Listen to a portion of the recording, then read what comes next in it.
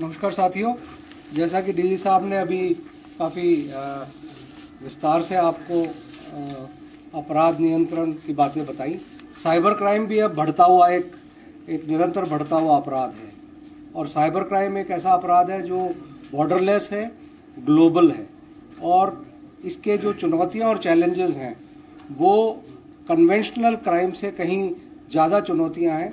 इसलिए भी चुनौतीपूर्ण है क्योंकि अभी हमारी जो कैपेसिटी है बिल्डिंग, हमारी जो ट्रेनिंग है और हमारा जो कैपेबिलिटीज़ हैं वो अभी जिस स्तर की होनी चाहिए उस स्तर की नहीं है। उस पर लगातार काम हो रहा है और सबसे पहला काम तो राज्य सरकार ने ये किया कि 32 जिलों में साइबर क्राइम पुलिस स्टेशन की स्थापना की घोषणा की, जिसमें हर थाने पर 15 साइबर क्राइम के जो विभिन्न पदाधिकारी हैं, इंक्लूडिंग डिप्टी एसपी जो हेड करेगा उस साइबर क्राइम पुलिस स्टेशन को, उस बारे में आदेश जारी किए जा चुके हैं। ये थाने मैं आपकी जानकारी के लिए बता दूं कि थाने फंक्शनल हो चुके हैं और सब में एफआईआर दर्ज करने की प्रक्रिया प्रारंभ हो चुकी है। हालांकि ये भी सही है कि बहुत सारे अभी साइबर जो कंप्लेंट्स हैं उनको एफआईआर के रूप में परिवर्तित करना हमारा टारगेट रहेगा और इस वर्ष में अधिक से अधिक जो कंप्लेंट्स हैं उनको एफआईआर में तब्दील करने का हम प्रयास करेंगे। ये प्रयास इसलिए भी अब सफल हो पाएगा क्योंकि करीब 1600 लोगों को हम लोग ट्रेनिंग विभिन्न देश के विभिन्न उच्च प्रशिक्षित संस्थाओं में प्रशिक्षण दिला चुके हैं और इनके प्रशिक्षण होने के बाद ये जो कंप्लेंट्स हैं वो एफआईआर में तब्दील होने लगेंगी। एक मैं उल्लेखनीय कार्रवाई भरतपुर रेंज की करना चाहूँगा, विशेषकर भरतपुर पुलिस की।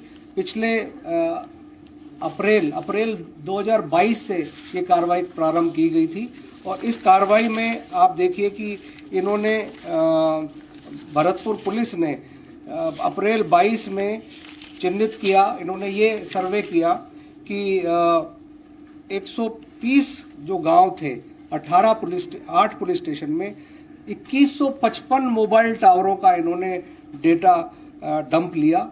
कोई करोड़ों में ये डेटा था, उसको इन्होंने एनालिसिस किया, विश्लेषण किया। उसमें 21,000 सिम वेस्ट बंगाल, उड़ीसा, आसाम और 23,000 हैंडसेट ये प्री एक्टिवेटेड उन्हीं राज्यों से थी। अब इसका परिणाम स्वरूप क्या होता है कि जब वहाँ एक्टिवेट होती हैं तो उनका लोकल पुलिस कोई पता नहीं लगा पाती, जब तक कि ये बाहर की जो टीमें हैं इन राज्यों से एसपी के पास फोन आने लगे कि साहब आपके इलाके के लोग हमारे जो लोगों को है वो साइबर ठगी कर रहे हैं।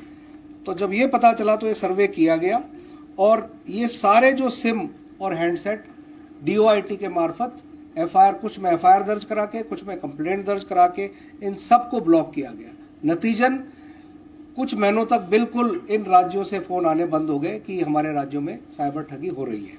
उसके बाद ये अपराधी जो हैं, ये कभी इस तरह के अपराधी हैं वो रुकते नहीं हैं।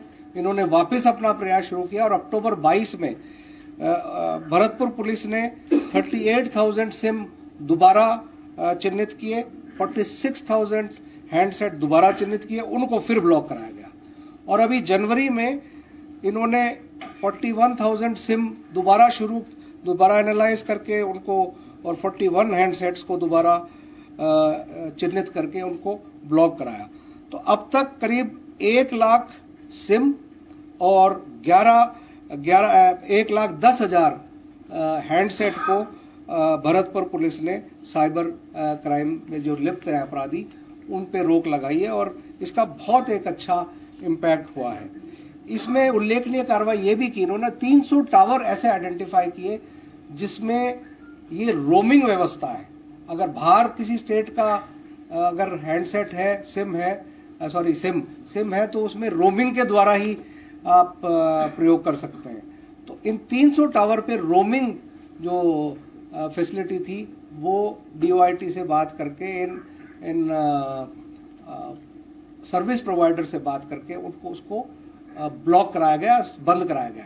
और उसमें उल्लेखनीय बात रही कि 8-9 व्यक्ति ऐसे जेन्युइन पाए गए जो उस इलाके में रहते हैं, कोई आर्मी में सर्विस कर रहा है, कोई किसी दूसरे केंद्रीय विभागों में काम कर रहा है जिनका भी ब्लॉक हो गया, वो जब आए तो उनका रीएक्टिवेट पुलिस ने दोबारा कराया गया। बट अधिकतर 99% ये साइबर क्राइम में इन्वॉल्व थे। यही मुझे कहना है। बाकी साइबर क्राइम एक कंटिन्यूअस चुनौती है जो लगातार हमारे सामने है।